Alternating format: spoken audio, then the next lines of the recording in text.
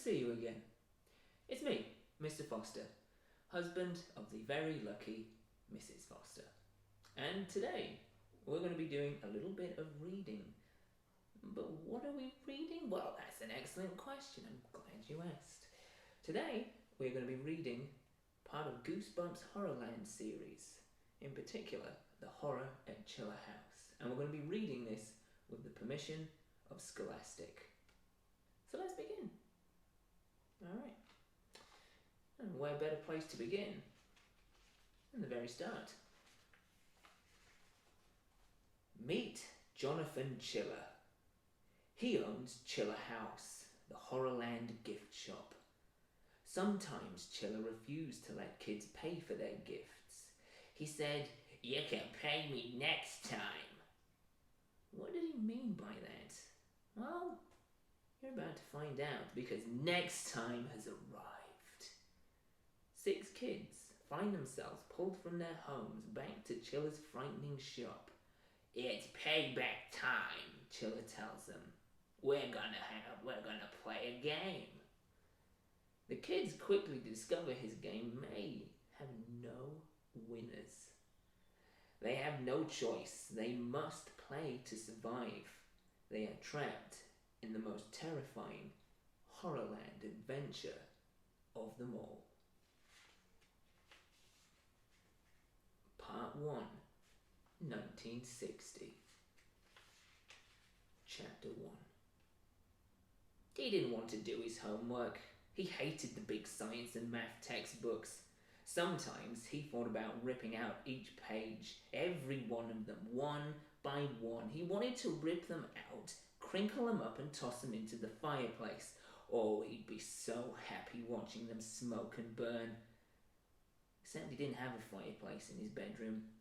His walls were filled with bookshelves. That's where he kept all his board games and puppets and action figures and toy soldiers and costumes. Everything was all jammed together as if he were living in a big closet. Maybe that's why he spent so much time gazing out the window. His one window that looked out into his backyard. The grass was tall in the back.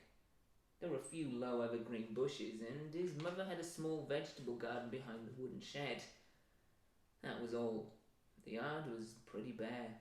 No swing set or lawn furniture. No patio. No place to sit in the sun or play. Well, his parents didn't like him to play outside, and they definitely didn't like it when he sneaked out the back door and took himself for a walk in the woods. The backyard ended at the woods, so it was a short walk to the tall, tangled trees, the cool darkness, the tangy, piney smells, the crunch of dead brown leaves under his shoes. He liked to hide back there and pretend he was an explorer in a new country. You might guess that he had a good imagination, and you'd be right. He imagined that no one had ever walked there before. He was the first. He was discovering new lands and claiming them for himself. He battled the wild woods people. He defeated them. He destroyed them. Then he moved on to discover even more lands. He had to sneak out to do his exploring. Mother and father said it was dangerous in the woods. His father wouldn't go there without his hunting crossbow. Mother forbade him to go past the backyard.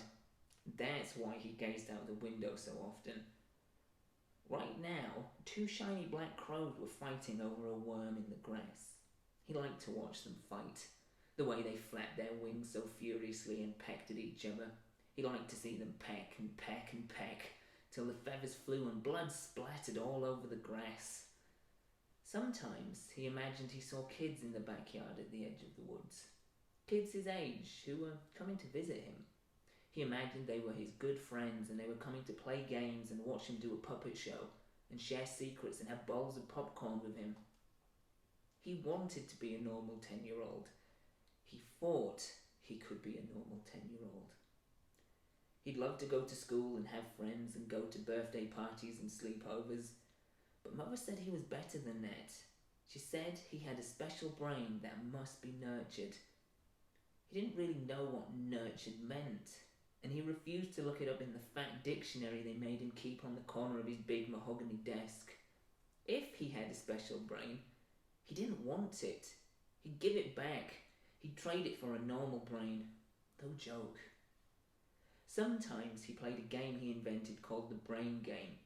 He asked himself really hard questions and then made up really stupid answers. He didn't know why, but he thought it was very funny. His stupid answers always cracked him up. He liked to make up games, and he liked to put on plays with his toy soldiers and spacemen. That was normal, right? Wow, those two crows were really having a battle.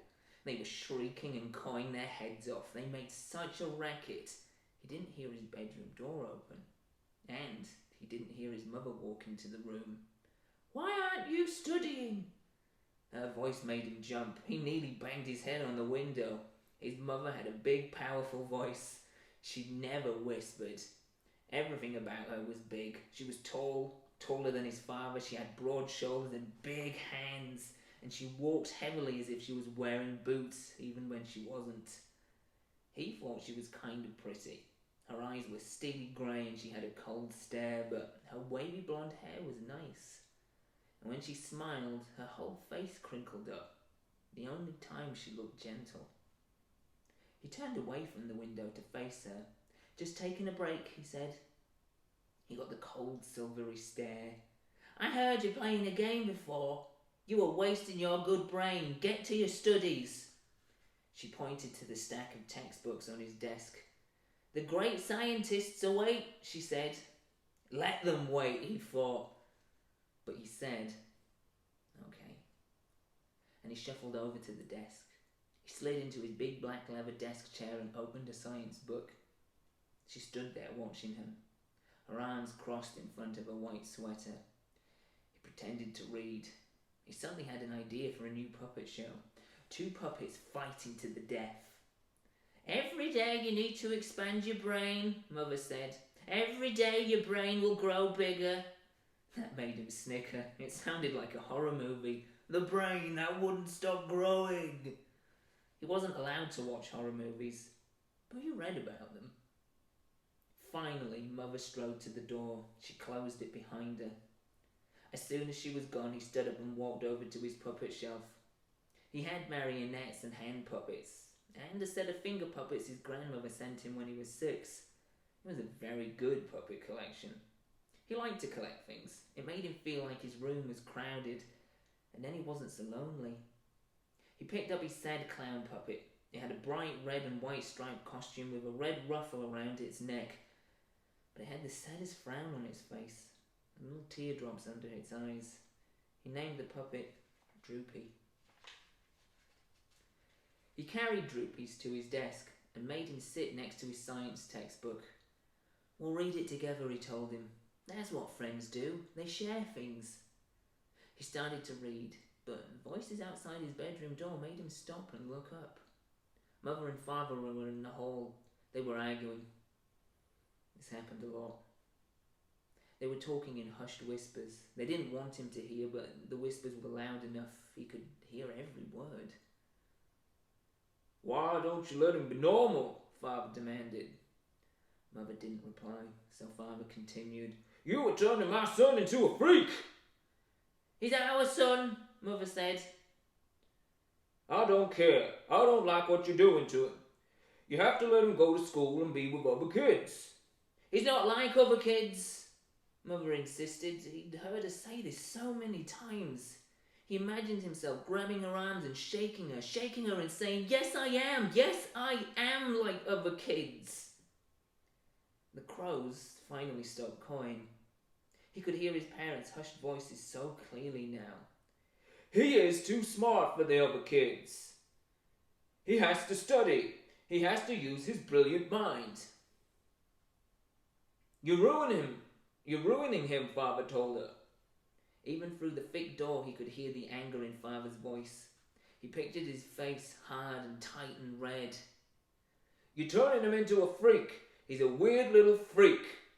The door slammed. He jumped to his feet. He let out a hoarse cry of anger. "No, I'm not," he screamed at the door. "I'm not a freak. Not a freak." He grabbed Droopy. He squeezed his cloth body hard with one hand and ripped off one of his arms. Not a freak! Not a freak! He tore off Droopy's head and tossed it in the trash basket. He tore off a leg and then another arm. Pulling and tearing and screaming, he ripped the striped costume to shreds. His chest was heaving. He couldn't catch his breath. He ripped and clawed at the puppet.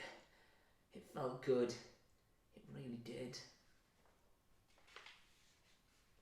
Chapter 2. War on the Red Planet. He lined his spacemen up ready for battle. This was the biggest war the planet Mars had ever seen. He collected monster figures too. He had some of the most popular ones from TV. Billy Bigfoot and the creature from the bottomless sewer, an abominable two-headed spider-head boy. He wasn't allowed to watch TV, but he read about all the monsters, movies and shows. He pretended the monsters were the Martians. His silver space cadets were the good guys. Their ray guns could blast a Martian to molecules.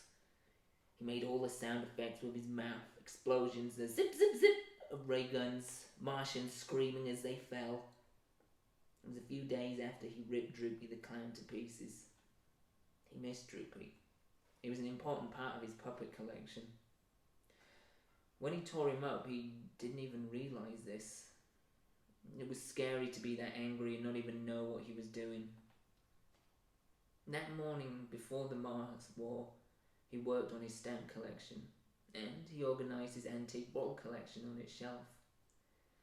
He was doing anything he could to keep away from the chapter entitled The Physics of the Gravitational Pull he was supposed to be reading in his science book. Last night, Mother made him read his story until bedtime, history text until bedtime. When he looked in the mirror this morning, his eyes were tired and bloodshot. Kaboom! He dropped a pillow over the Martian monsters and they crumbled beneath it. The war was brutal. But he stopped the battle when once again he heard his parents arguing outside his door. His father sounded very angry this time. His mother was not arguing back. Listen to him in there, Father said. All he does is make up baby games and play with toys. He lives in a fantasy world. I keep telling him to study harder, Mother said. What else can I do? You won't let him be normal, Father boomed. It's enough. It's enough. I'm going to make a man out of him. The spaceman figure dropped from his hand. He shoved the monsters off the bed and climbed to his feet. He heard Father's heavy footsteps treading towards his room, and he heard Mother's frightened voice. Charles, stop! What are you going to do? The bedroom door swung open. He felt a shock of fear as Father came bursting in. Father wasn't tall, but he was built like a bear, big and athletic, broad and tough-looking. He was red-faced and stubbly. He didn't like to shave.